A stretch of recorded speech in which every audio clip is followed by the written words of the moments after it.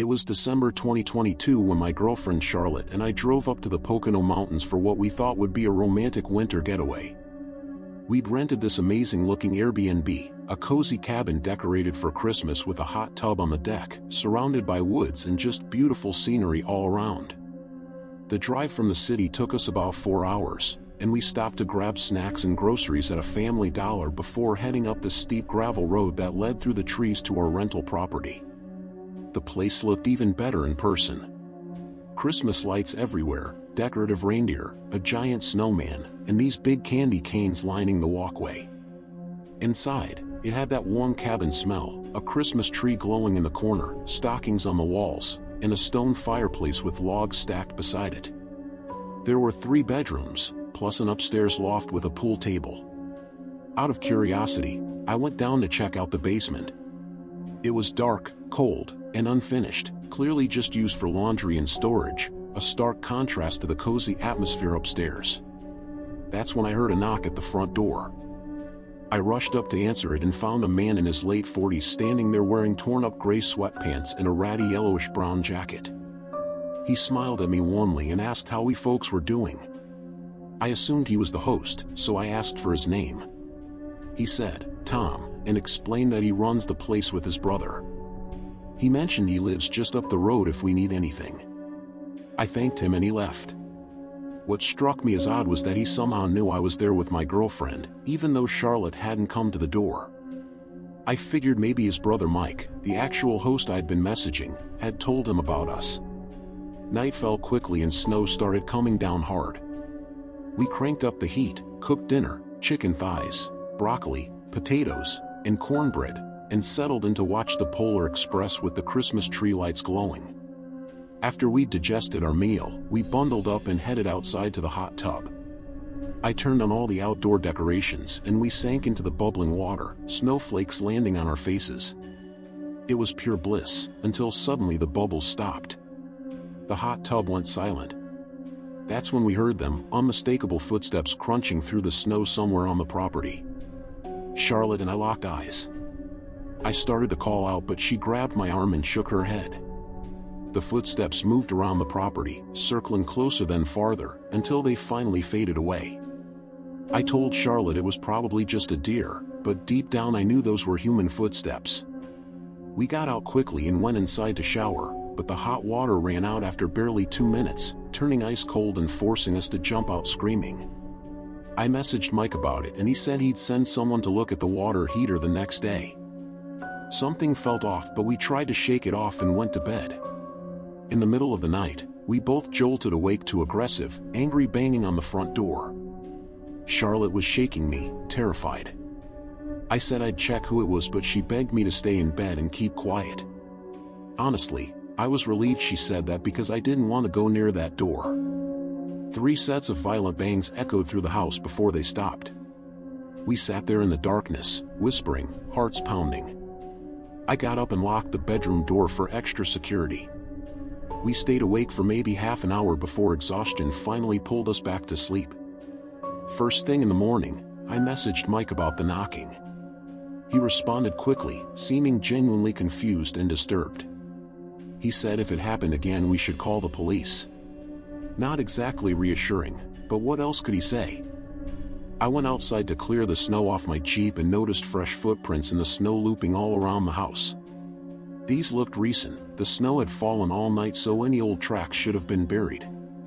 As I was examining them, I heard footsteps approaching and Tom appeared from around my car. I told him about the water heater issue and that Mike said someone was coming to check it. Tom said he knew, that he was here to look at it.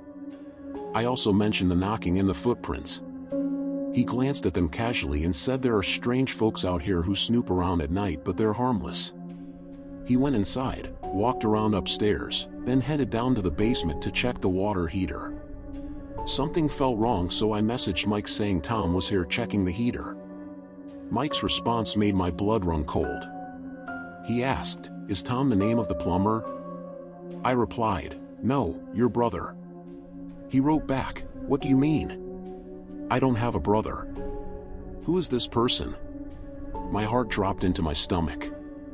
I rushed to Charlotte and told her to pack everything, quietly and quickly. We threw our belongings into bags, made one trip to load the car, and as I started the engine I looked in the rearview mirror. Tom was speed walking toward the back of my Jeep. I slammed it into drive and floored it down that gravel road as fast as I could. We called Mike as soon as we got to the main road and told him to call the police immediately. He called us back 20 minutes later saying the cops were there but found no one in the house. He was on his way there himself. He kept apologizing and asking for more details. We drove around to calm our nerves before finally heading home. Mike messaged me that night saying the police searched everywhere and he didn't know anyone matching Tom's description. That man had been watching us the entire time, from the moment we arrived, while we were in the hot tub, and he was definitely the one banging on our door in the middle of the night. I still think about what his intentions were and what could have happened if we'd stayed longer or if I hadn't thought to verify things with Mike. We got out just in time. When I was newly single after my 2-year relationship ended, I found myself back living alone again, swiping through Tinder and all those dating apps. I'd been single for a few months and had met a handful of people during that time. One match was a girl named Tracy who gave me her Snapchat, but our conversation quickly fizzled out to her just watching my stories without really communicating. That used to happen all the time in college, but now in my late 20s, I was reminded of just how immature online dating can feel at this age. I own a corner townhome in a small community. I'm an accountant, good money but mind-numbingly boring work. After my ex moved out, I thought I'd enjoy the privacy and peace, but after about a month the novelty wore off completely. Maybe I'm just more of a relationship person or need people around, but the loneliness was really getting to me. That's why I was constantly swiping and trying to go on dates, just to get out of the house. This was last December when I posted something Christmas related on my Snapchat story. Guess who commented? Tracy, the girl I hadn't spoken to in weeks. She struck up a conversation about doing Christmas-themed activities together. I suggested ice skating or visiting the village to look at decorations, but she suggested we decorate my Christmas tree first. I did have a fake tree but it was packed away in the attic, so I told her I hadn't put it up yet because it's kind of a 2-person job. She said she'd gladly come over and help, so I figured why not. I told her to come over around 9 that night. It was already dark when we made plans, probably around 7:30, and I remember frantically grabbing my keys and rushing to the liquor store to buy a couple bottles of wine. When I got back, I vacuumed and swept the floors. Ever since my breakup, I'd realized how quickly a place gets dirty when you're the only one cleaning. 9 o'clock rolled around and I was sitting upright on the couch with the TV on, pretending I was just casually watching a movie, even though I'd set everything up to be cozy and welcoming. I sat there waiting, sent a follow-up message asking her to let me know when she was on her way. I started thinking she was flaking until finally around 9:30 she said she was outside. She came in and I was shocked to find myself looking up at her. She was a couple inches taller than me and I'm 5'10", so she had to be at least 6 feet tall. I also immediately noticed she was drenched in this overpowering cheap perfume. We went straight to the couch and she sat really close to me, like our legs were touching. This is where I started feeling confused about how I was feeling. She looked a bit older, maybe a little rougher than I expected. I'm not sure how to explain it. And underneath that overpowering perfume, I couldn't help but detect a slight hint of body odor which completely turned me off. I asked if she wanted wine and she said yes please, so I poured us each a glass. As we talked, I got that feeling you get when you finally meet someone you've been texting and they're nothing like you pictured. Something about her felt off, like she lacked certain social cues.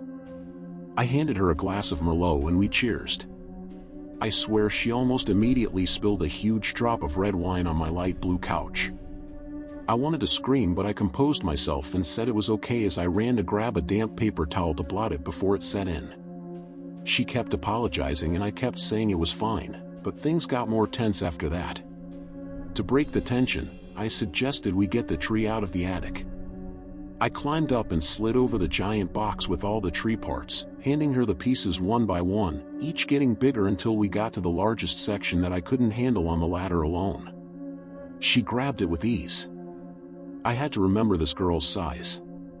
Once everything was down, we assembled the tree in the living room with Christmas music playing. I poured her more wine and drank more myself, loosening up a bit. Wine makes any situation feel better. Once the tree was set up, I told her the ornaments were in the crawl space, these bins and bins of decorations my parents had given me from my childhood. I went down to the crawl space and started bringing up the bins one by one while Tracy relaxed in the living room. As I was doing this, I started feeling woozy, like the wine was hitting me hard. I've never been a heavy drinker, so my tolerance is low, but I felt like I hadn't drunk enough to feel this way. I grabbed the first bin and lugged it up the stairs. When I got to the top, Tracy was nowhere in sight. I assumed she was in the bathroom and called her name. I checked each room, the bathroom was empty. I scratched my head in confusion, calling her name again and again. I checked the bedrooms, but she was gone. I couldn't believe it, she'd snuck out on me. I started wondering if she thought I was ugly or weird, even though truthfully I wasn't really that into her either. I crashed onto the couch, which suddenly felt more comfortable than it should have.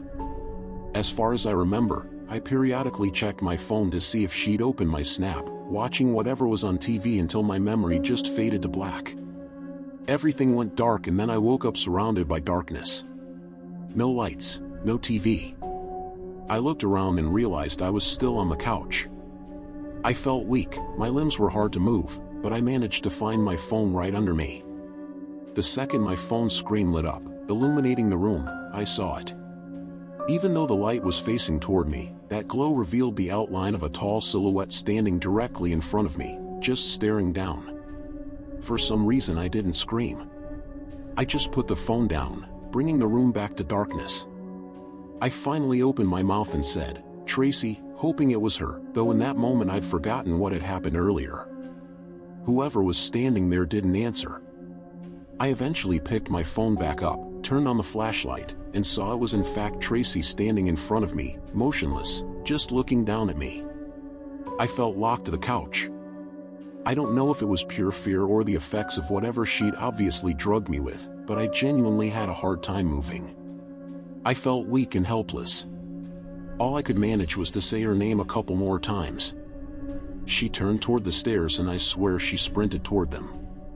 All I heard were disturbingly loud stomps as she ran down the stairs, and then something slammed from below, probably the front door. Everything looked and sounded warped in those minutes after I woke up. Each passing minute I felt more clear-headed and moving became easier. I checked Snapchat to see her account was gone, she'd blocked me. I looked out the front window and saw no cars outside besides my own and my neighbor's. I realized I'd never even seen what vehicle she'd arrived in, or if she'd arrived in one at all. I checked my entire home from top to bottom looking for anything stolen. The items I found missing seemed bizarre at first but made perfect sense soon after. Every last bottle of pills was gone, all my vitamins and supplements, my bottles of Adderall, and even the bottle of oxycodone I had been prescribed after surgery but never fully used. Those were in the drawer next to my bed. I also noticed a bottle of vodka was taken from my mini fridge in my room. Other than that, I didn't see anything else missing. I called the police right then and reported the robbery. I gave them the Snapchat username and explained I never got her number or knew anything about her identity besides the name Tracy Gibson. The police knocked on my neighbor's door since our homes are attached, even though it was like 1 in the morning. With me standing next to them, they asked if he'd seen or heard anything strange. He said no, he'd been asleep. After about 20 minutes the police left. I made sure all my keys were still in place so she couldn't get back in, but other than that, this Tracy person disappeared without a trace. Looking back, her behavior was quirky and strange from the first few minutes of meeting her, and it all makes sense now. I'm convinced that woman was older than she claimed and potentially homeless with a serious drug addiction. She drowned herself in perfume to mask the body odor that was still showing through. She laced my wine with something when I was in the attic. I don't know exactly how long I was out, but it was enough for her to search my entire home for any and all drugs and supplements. I still remember how disturbing it was seeing her tall silhouette standing over me while I was just waking up on that couch. After this experience, I didn't even bother decorating the tree that year. This happened on Christmas Eve back in 1997 when I was 7 years old. Since we're Jewish, we don't celebrate Christmas, so Christmas Eve was just like any other night for us. Our dad is a doctor, and because he's Jewish, he always works on call at the hospital during the Christmas holidays, so he wasn't home that night. That left my little sister and me by ourselves for the evening while our dad worked. Technically our mom was home, but to be blunt, she was an alcoholic back then. Being 7 years old, I had no idea what alcoholism was. All I knew was that my mom was always passed out once it got dark and nearly impossible to wake up. I know it sounds harsh, but it's relevant to what happened. My sister and I were downstairs watching TV when we heard a knock at the door. Being the oldest, I went to see who it was. Our door had glass panes built into it, which made it easy to see outside. There was a man standing there in a Santa suit holding a bag, and when he saw me he smiled and waved, gesturing for me to come to the door. I walked closer but did not open it. I thought it was really odd that someone dressed like Santa would come to our house out of everyone's in the neighborhood. He said, "Hey kid, it's me, Santa. Let me in and I'll give you your presents." I remember telling him point blank that Santa isn't real, and that if he was, he doesn't give Jewish kids presents anyway. That's when he said, "Of course I'm real." In the past I only used to visit Christian homes, but lately I felt bad that Jewish kids never get any presents, so this year I changed the rules so you can get presents too. But I didn't buy it. Instead I got mad at him, arguing that Jewish kids do get presents, we just get them during Hanukkah and not on Christmas. The smile fell from his face instantly. All his jolly charm disappeared as he began demanding I open the door. His voice changed completely. I told my sister to dial 911 and the guy seemed to run away.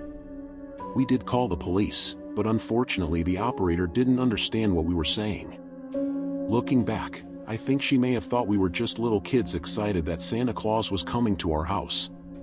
Regardless, she didn't take us seriously and just told us that this number was for emergencies only before disconnecting the call. My sister and I got really scared because we didn't know who else to call. Being only 4 and 7, the only numbers we knew were our home number and 911. Since this was the 90s, my dad didn't have a cell phone yet, and I had no idea what the hospital number was. With our mom impossible to wake up, we were essentially on our own. We hoped the man wouldn't come back, but a few minutes later he was knocking on the door again. He said he knew the cops weren't coming in to go ahead and let him in or we'd be in big trouble. My sister started crying and ran upstairs trying to wake my mom. Not knowing what else to do, I did the one thing that made sense to my 7-year-old brain. I grabbed a bunch of candles we keep for our menorah and lit them all, then ran below where the smoke detector was. I blew out all the candles quickly before tossing them up toward the smoke detector. Thankfully they gave off enough smoke to set off the alarm. As an adult I realize how stupid and dangerous this was. I could have accidentally set the house on fire, but at that time all I knew was that the smoke alarm would instantly call 911 for me and send help to our home. There was a fire department not even 2 minutes from our house, so they arrived pretty fast. My sister came downstairs scared of the alarm, but I told her there was no fire and to wait inside with me. To my amazement, the guy still didn't leave. Instead, he ran to the firefighters, presumably telling them he was glad they showed up. I remember he claimed he was my dad and that he dressed up like Santa Claus for Christmas Eve to surprise us. He explained his suit didn't have any pockets to hold his keys, and with the door locked, he couldn't get inside to save us from the fire, so he begged the firefighters to break down the door. Surprisingly, the firefighters seemed to believe him at first. They were actually getting ready to break down the door and told us to stand back. But we started crying and shouting at them that he's not our dad, that our dad is working at the hospital, and that we have no idea who this guy is and we don't even celebrate Christmas. The firefighter who was about to break down the door thankfully stopped and listened to us. He asked, "You don't celebrate Christmas?" I told him no because we're Jewish and showed him my kippah on my head as well as our menorah. I then broke down crying, explaining how I set off the smoke alarm to try and get help because the police wouldn't believe us, and pleading with them not to let the guy in. The firefighter believed me, thank God. He then asked the guy why Santa would show up to a Jewish home. I don't remember exactly what the guy said, but the firefighters clearly didn't believe him anymore. Two of them wrestled the guy to the ground while another called the police. They also asked what hospital my dad worked at so they could let him know what was happening. The police arrived and arrested the man while another officer stayed with us until my dad came home and they explained the situation to him. My dad was furious with our mom for being wasted and essentially sleeping through the whole ordeal, but mostly he was just grateful that we were okay. As far as Christmases go, I was glad to have our usual boring and quiet one the following year. To this day, I think being Jewish saved my sisters and my life, because had we opened that door to let Santa in, there's a good chance that would have been our final Christmas.